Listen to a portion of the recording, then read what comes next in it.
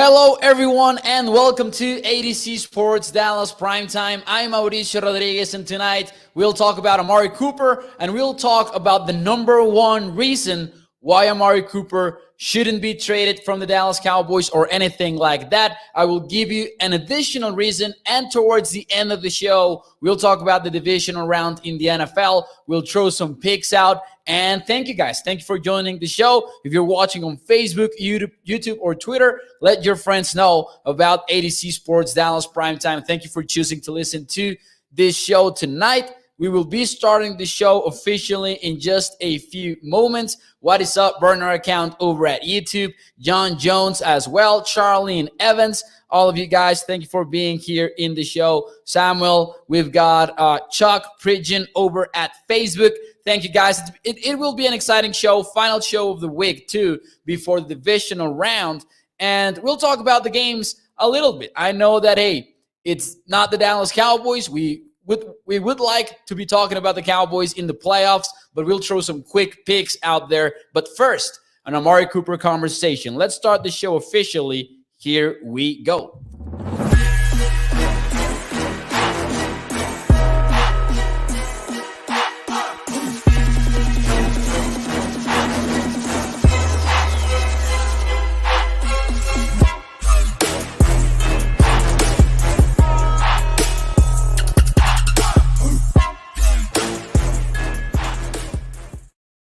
Hello, everyone, and welcome to ADC Sports Dallas Primetime. I'm Mauricio Rodríguez, streaming with you live every Sunday through Thursday night at 8 p.m. Central here on Dallas On Demand Sports Talk Network. Tonight, we'll discuss the number one reason why Amari Cooper shouldn't be traded. And actually, I think that it's a reason that not a lot of people are talking about, so we'll get into it, plus an additional reason, and then a final, maybe a little bit of an awkward question for Cowboys fans, courtesy of Shane Carter, writer for ADC Sports Dallas. Later in the show, we'll talk about the divisional round. We'll throw some picks out there. Thank you guys for choosing to listen to Primetime. And as always, remember that you can check out adcsports.com/Dallas throughout the entire offseason for more Cowboys content. We've got Cole Patterson writing about why the Dallas Cowboys could part ways with Amari Cooper. We've got an article on what Troy Aikman had to say about Kellen Moore, about Dak Prescott. We discussed it on last night's show. We've also got a lot of Mavericks content, and look at that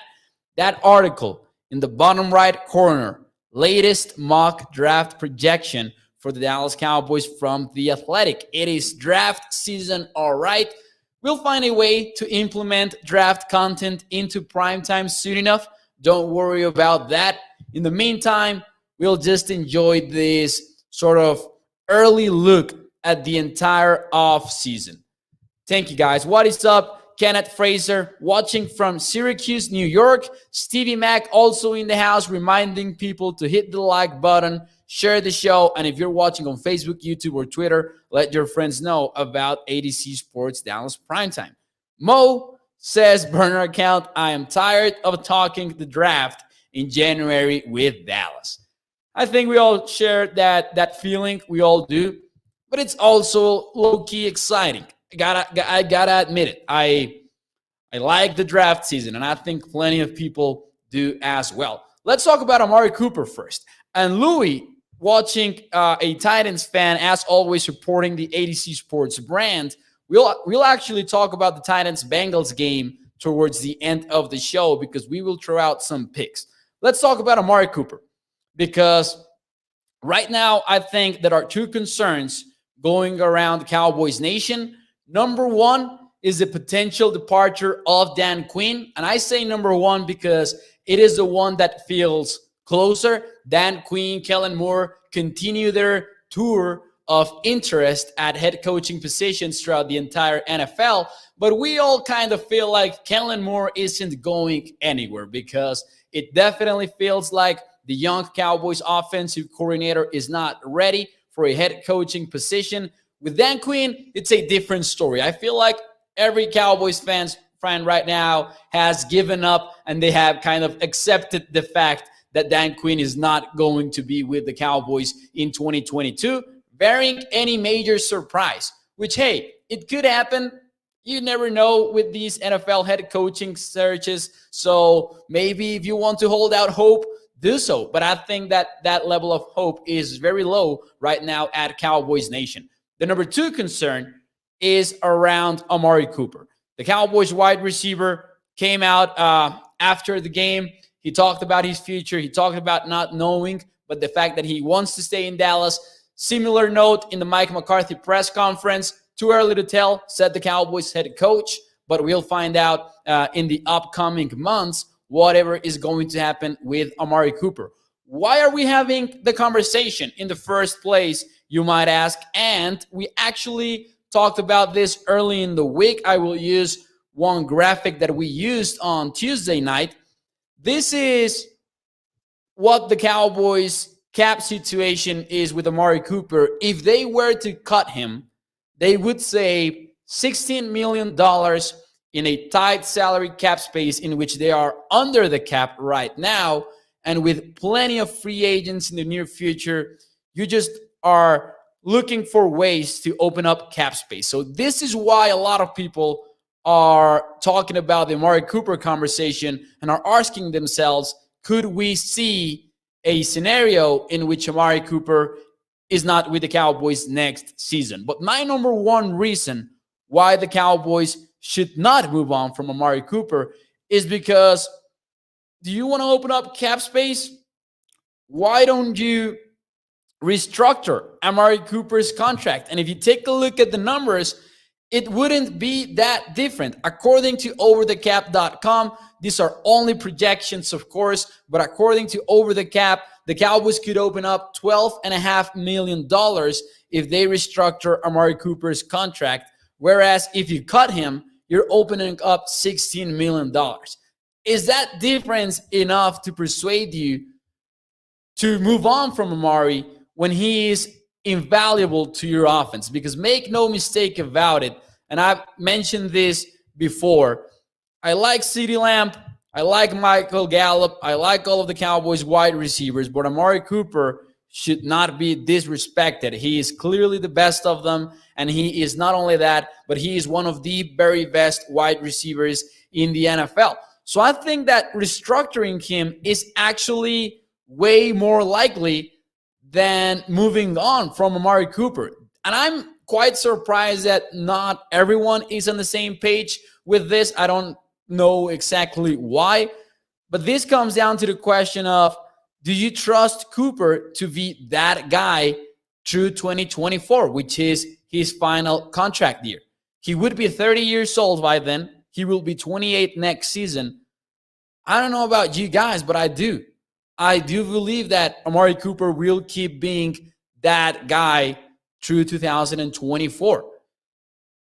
So that's where I'm at definitely right now. I think that Amari Cooper should stay with the Cowboys, and I think that the Cowboys should not be thinking about moving on from Coop. But hey, it's a conversation that we're going to continue having over the next couple of months until free agency. I think it is March the 22nd when his injury guarantees become a full salary guarantee. So that would mean that the Cowboys cannot move on from him after that. But I could see him leaving, as Martin is saying. Martin is saying over at Facebook. Let's see some comments here. I can see Cooper leaving. Lamb played lights out. Gallup is very good also. Plus, Wilson stepped up big time when given the chance. I agree with Martin that I could see it happening. But as I said on Tuesday night, I would be very surprised. And I think there is little incentive to move on from number 19 because of, hey, if you want to open up cap space, you might be better off just restructuring his contract. Jose Christian says you restructure Dak, D-Law, and Martin, you create $35 million right there. You cut Lyle Collins, draft a left guard, another $10 million right there. And it sounds easy, of course. It sounds like, hey, there's a path to do all of these things. But there's also the conversation, all right, you cut Lyle Collins, but hey, you need a starting right tackle right now. And you draft a left guard, he might not be good. So it sounds easy, right? But there's a conversation to be had. And I'm sure that the Cowboys will have this conversation about Amari Cooper. Hopefully hopefully the Cowboys find a way to keep him, because I truly believe that he's a different kind of wide receiver in Dallas. I was disappointed, says Burner account, and this will actually tie into the number 2 reason why I think that the Cowboys should not let Amari Cooper go. He says, with Lamb down the stretch. I was disappointed with Lamb down the stretch. Cooper is clearly the best wide receiver. Throw him the ball. That brings me to my number 2 reason why I believe that the Cowboys should not move on from Amari Cooper. And that is that, hey, as much as we love CeeDee Lamb, he thrives in the slot.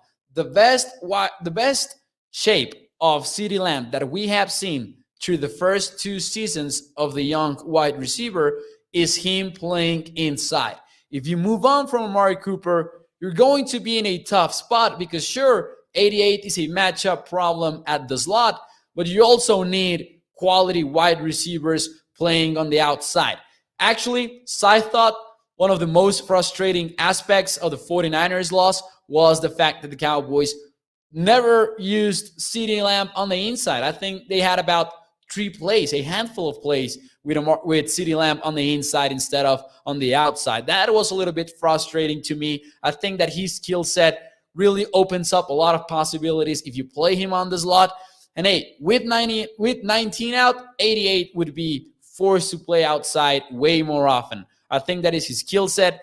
And even by being the number 2 wide receiver, you want CeeDee Lamb to play on the slot, because a lot of people are used to thinking about these slot receivers as the number 3 guys on offenses. But in today's NFL, that is no longer the case. Some teams have their number 2 playing inside because of the matchup problems that they present to opposing defenses. So yeah, that was kind of frustrating. But hey, the fact that CeeDee is so good in the slot is actually another reason to not want to move on from Amari Cooper. And then you can throw in a third reason, which is the fact that he simply is better. I believe he's a better wide receiver than Gallup, than Lamb. And I think that even though we're excited about those young receivers, Cooper is truly on another level. He's still in the conversation to be the best route runner in the entire NFL. You take a look at the rest of the league, and Brady has plenty of those guys in Tampa Bay. Rodgers has Devontae Adams. Josh Allen has, of course, Stephon Diggs. Wilson has Metcalf. And Mahomes has Kelsey and Tyreek Hill. You don't want to take Cooper away from Dak Prescott heading into 2022, I believe, because we might be brought back to 2018. And I know that you remember that nightmare, the year in which the Cowboys didn't need a number 1 wide receiver, only to find out in November that, hey, they actually did, and they ended up trading for who? Hey, fun fact, Amari Cooper at the end of the day. James says, imagine the numbers Coop would have if Joe Burrow, Mahomes, Rodgers, Brady, or Herbert were throwing to him. And I would bring up a counterpoint, and I would say, imagine the numbers that Coop would have if the Cowboys had a game plan in which they actually tried to find a way to consistently involve him. Because you've got the Bengals playing on Saturday versus the Tennessee Titans, and you know that Joe Burrow will be targeting Jamar Chase, not only because of Joe Burrow, the quarterback, but also because of the Bengals game plan. And that didn't feel like the case with Kellen Moore's offense throughout the entire season. Hope Kellen Moore gets a new job, says David. I know a lot of Cowboys fans are just crossing their fingers and hoping that an NFL team offers Kellen a head coaching job. I don't know if that will happen, by the way. I wouldn't get my hopes up. Someone asked me on Twitter this morning, where would you place the odds for this team, for these 2 coordinators being in Dallas in 2022? And I said, with Kellen Moore, I would put them at 90%, because I think that if he is not hired to be a head coach elsewhere, I think that the Cowboys bring him back. Whether we like it or not, that's another discussion. I think that the Cowboys will bring Kellen Moore back if they can. And then with Dan Quinn, I just don't see him. I don't see him passing in all of these head coaching interest that he's receiving from NFL teams. The surprise would be if maybe each of these NFL teams ends up going with another candidate and then Dan Quinn has to return to be the defensive coordinator with the Cowboys. You never know. You really never know. These coaches are people. These coaches have personal preferences, and you never know that, hey, if one position is taken by another candidate, you never know how they feel about the rest of the teams that are interested in them. So, of course, money is king, but you never know all of the other factors that go into the coach's decisions because, hey, they're humans as well. Dallas Young says, Kellen is interviewing for like 10 jobs. No way he doesn't get an offer, says Dallas Young. Could be right, but it wouldn't be the first time. It wouldn't be the first time that this happens. Just look at Eric Bieniemy, for example. We need Quinn to stay. I don't care about Moore anymore, says Mel over here. Let's see what else do we have here in the chat. So as often as Kellen Moore's play calling, says Sean. Peter Rizzo says great point. Let's see, guys. Let's see. All right. I forgot to type in the question. Not going to lie to you guys. I forgot to type the question into the chat. But Shane Carter, ADC Sports Dallas writer, put out an awkward question maybe in our group chat over at ADC Dallas. Let me see if I can find it. But he did say, he posed this question. And it was, would you rather stick with Amari Cooper and lose both Wilson and Gallup, or would you rather keep Wilson, keep Michael Gallup by letting Amari Cooper go? What would your preference be? Let me know in the chat, in the YouTube comments, in the Facebook comments. Let me know what would you prefer. Keeping Amari Cooper and losing Wilson and Gallup, or keeping both Wilson and Gallup but lose Amari Cooper? What would you prefer if you were in charge of the Cowboys and you could figure out a way to have any of these two scenarios? Which would you prefer? I have my answer, and I think that I already kind of spoiled it for you guys with my opening thoughts on Amari Cooper, but I was interested in hearing your thoughts both in Facebook and in YouTube. We have Corey Elliott saying we can sign Wilson and keep Coop. Yeah, the Cowboys can do that. I would even say that it's likely that they do it. But hey, that would be what we call cheating, Mr. Corey Elliott, because it's a multiple answer test, and we're not taking open answers in this particular question. I'm only kidding. David says keep Cooper. Charlene Evans goes with Coop as well. Spiffy too. Hopefully we can resign Seth, though, says Dallas Young. I actually think it is quite likely. Remember that, hey, as followers of a specific team and as fans of it, we tend to overvalue certain players. And I think that Cedric Wilson is not going to go out there in the market and actually get the bag. I think that the Cowboys can pay him reasonable money in order for him to stay as a number 3 wide receiver. I don't think, and I honestly don't. If the Cowboys end up surprising us, it would be great. But I think keeping Gallup is looking like a not very realistic possibility. Keep Coop all day. Burner account says, I live in Race It Mo. I would keep Cooper over not keeping Gallup, Wilson, and Burner account is also throwing in Dalton Schultz into the mix. And I think, hey, I wouldn't oppose to that. I think Cooper is really, really that valuable. Rookie wide receivers are pro-ready, says Clay Cup. That is true. Maybe not for a number 1 role, maybe not for a number 2 role, but I think recent draft classes, and I have yet to dive into this year's draft class, but in recent years, we've gotten some insane wide receiver talent into the league. They can get a receiver in the second round of the draft, says Andy Kent. Of course, we'll have to wait until the actual draft to see how the chips fall. But I agree with Andy. I agree with the other comment on wide receivers in the draft. Don't forget about a 6'4" wide receiver that can run a 440 named Simi Fehoko, says Jose Cristian over at the YouTube chat. That is something that I also agree with. Let's see. Jameer says, I think we can do better than Seth for cheaper. Another interesting possibility. Stevie Max says there's some solid mid-round slot guys in the draft. I like Wilson, but you can use that money elsewhere if you go that route. I respect it too. So there you go. Let's keep Amari Cooper. That's where my head is at right now. That was my number one reason, though. I think that people are not talking about a potential Amari Cooper restructure as much as maybe we should. Maybe that's because we're used to the Cowboys restructuring offensive lineman money. But I discussed this with Sky on Tuesday night when he jumped here on ADC Sports Dallas Primetime. Look at the numbers.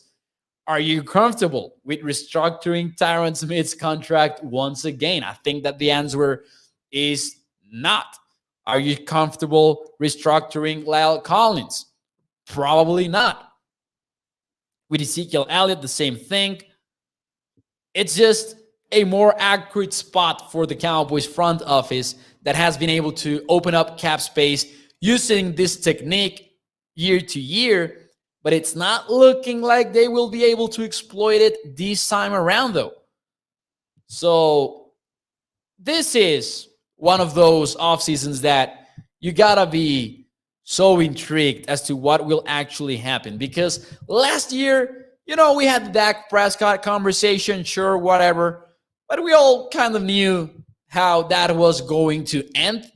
There were maybe some reports here and there with questionable credibility that maybe made us hesitate a little bit, but we got the result that we all were expecting. Dak Prescott got his $40 million per year contract, and that was it. There was not a lot of intrigue other than Dak Prescott's situation.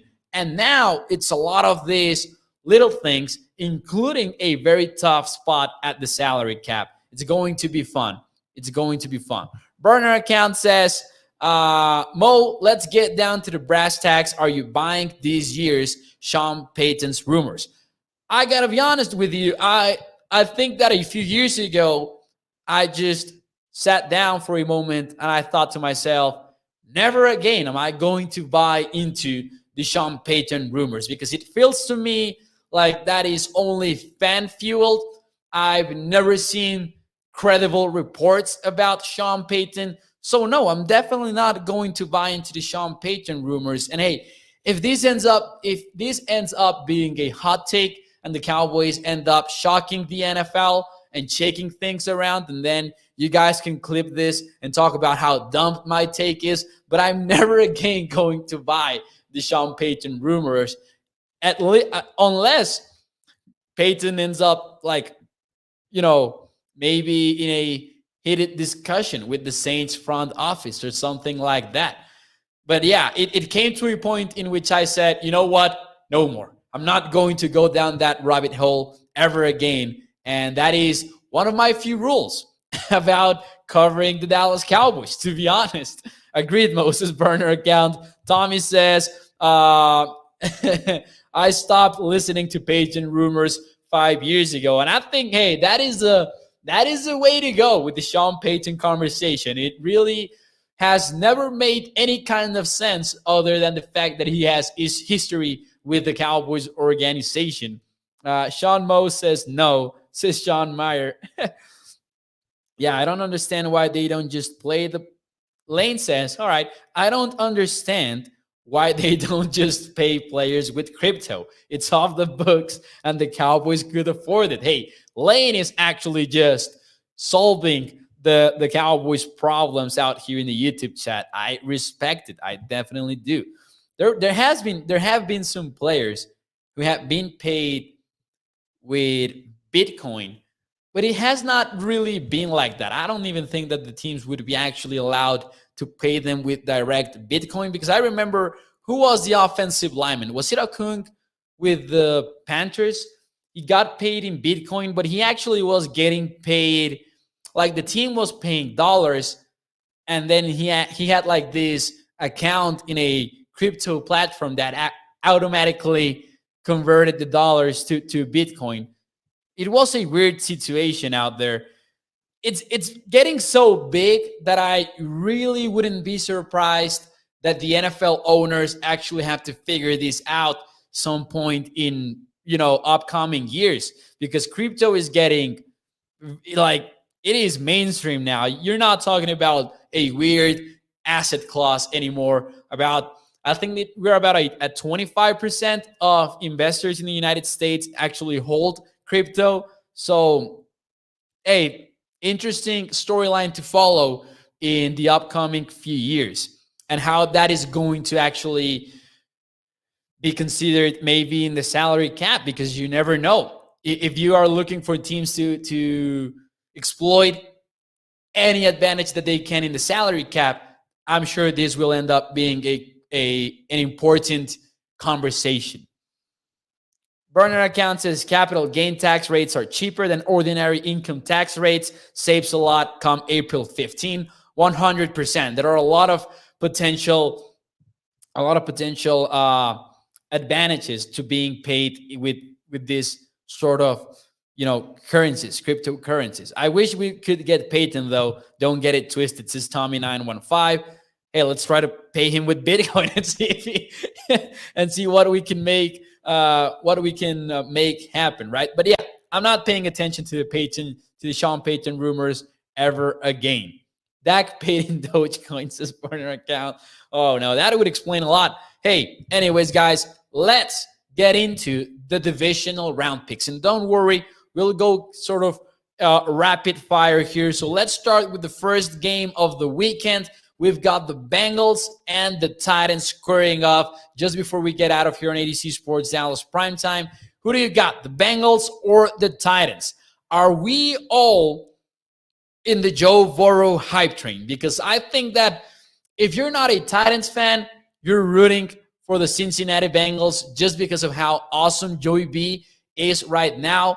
So it's going to be an interesting game. But even though I would be intrigued about a potential Joey Burrow game in the AFC Championship game, this is a league of matchups, and I think that the Titans match up very well versus the Cincinnati Bengals. So I'm taking the Titans. And I was waiting all year long for a spot to fade the Titans in the playoffs, but they got the matchup that I don't like, so I need to take the Tennessee Titans on this one. A lot of people in the chat are actually taking Tennessee as well. I was expecting a lot of people to go with the Bengals just because of Joe Burrow and how awesome he has been. Plus, ADC Sports Nashville, let's get that W. If the Cowboys were not able to advance in this year's playoffs, hopefully we'd get at least one representative team in the AFC Championship game. It could also be the Kansas City Chiefs. We'll talk about that in a few moments. Everyone going with the Titans right now. Yeah, I'm going with Tennessee. King Henry is back, says Tommy. Plus, you've got a healthy A.J. Brown, healthy Julio Jones. Why not? I'm taking the Titans as well. Over at Facebook, we also have people going with the Titans. Peter Rizzo, Jason, Happy Holly is saying, how hard is it to practice plays with simulated instantaneous pressure? Says Happy Holly. Now, I am assuming that he's talking about facing these simulated pressures that the Cowboys saw versus the Cardinals, versus the 49ers again in the playoffs. I have no answer to that, to be honest. It shouldn't be that hard, but if you don't use it as a team, I think that the Cowboys actually used a lot of simulated pressures throughout the regular season. It's disappointing. I agree with Happy Holly. I think that's what he was trying to get at. Let's go Bengals, says Joel Wilson. Can't stop Chase. All right, let's move on into the NFC Championship game. NFC Divisional Round game for Saturday. You've got the 49ers or the Packers. Do you think that the Packers, it's a tough spot to be a Cowboys fan on this game. Like on one side, you've got the Packers who have been haunting our dreams in recent years. And then you've got the 49ers who just beat the Dallas Cowboys last weekend. So it will be a tough game to watch. You've got the 49ers or the Packers. Difficult matchup maybe for Green Bay's defense. They struggled versus the run. It looks like the 49ers will have Jimmy G, Fred Warner, and Nick Bosa ready to go on game day. So interesting game. I am taking the Packers. I just trust Aaron Rodgers at home way more than I do the Jimmy Garoppolo on the road. I respect, of course, what San Francisco has been able to do. We are in no position to say otherwise, of course, but I'm taking the Packers. I think that they're the favorite in the NFC, and I actually have them moving on into the Super Bowl as an early prediction, maybe. Isn't Jimmy G like 3-0 versus the Packers? Is Dallas Young? I don't know if it's specifically Jimmy G. I do know that Aaron Rodgers is 0-3 versus the 49ers in the playoffs. Not 100% sure if it's versus Jimmy G, though. If someone else knows, I don't think so, because have we seen Jimmy G 3 times in the playoffs as a 49er? I don't think that we have. Have we? If someone has the data, let us know in the YouTube chat or in the Facebook chat. But he is 0-3 in the playoffs versus the 49ers. I'm still taking the Packers, though. I'm still taking the Packers. Feels like a spot in which they could pull off the big upset. This is the biggest favorite in the divisional round, and it's one of the games in which I feel the less sure about in my predictions. But I do think that the 49ers could cause an upset if Rodgers isn't perfect. And you've got a great quick game going over at Green Bay. Definitely a quick game that you would like the Cowboys to take ideas from in 2022. So interesting to see how they will handle the 49ers 4-man pass rush. Moving on into the other NFC matchup of the divisional round, we've got the Los Angeles Rams and the Tampa Bay Bucks. Remember early in the season when we were wondering, are the Rams for real? And the game in which it felt like, okay, they actually are, was versus this Tampa Bay Bucks team. So it's a rematch.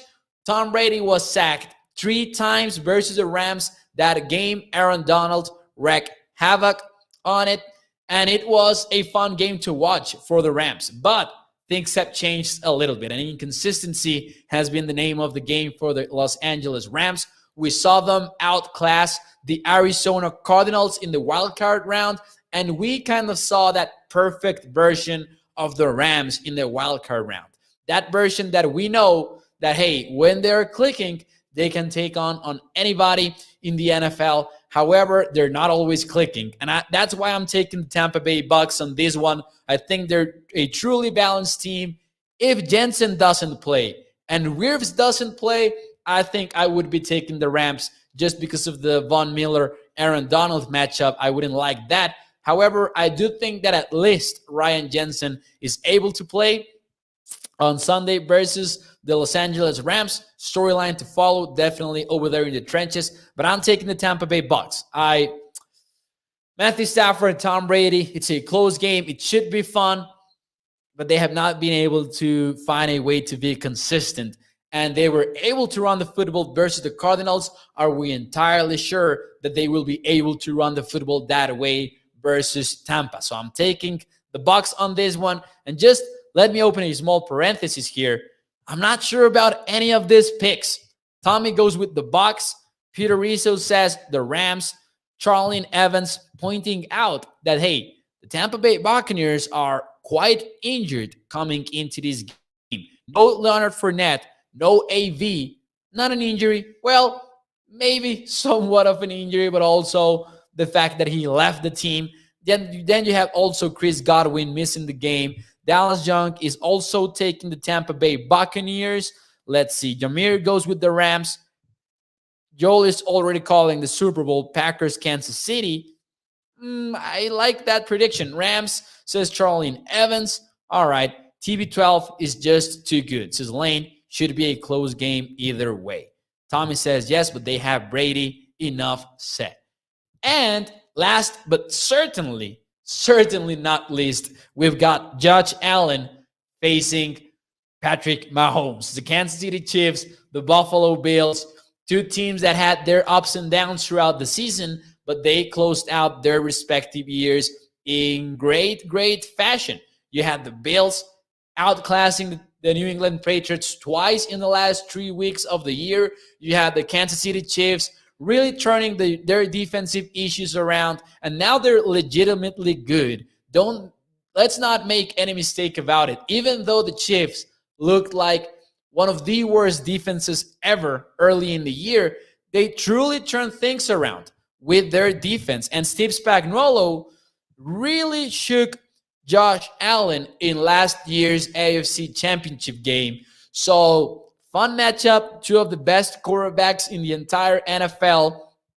I think this is the true AFC Championship game. I like the Titans, I like the Bengals, but these two teams seem to be in another level. I think that whoever ends up winning this one ends up being the representative of the AFC in the Super Bowl. A lot of mixed answers so far.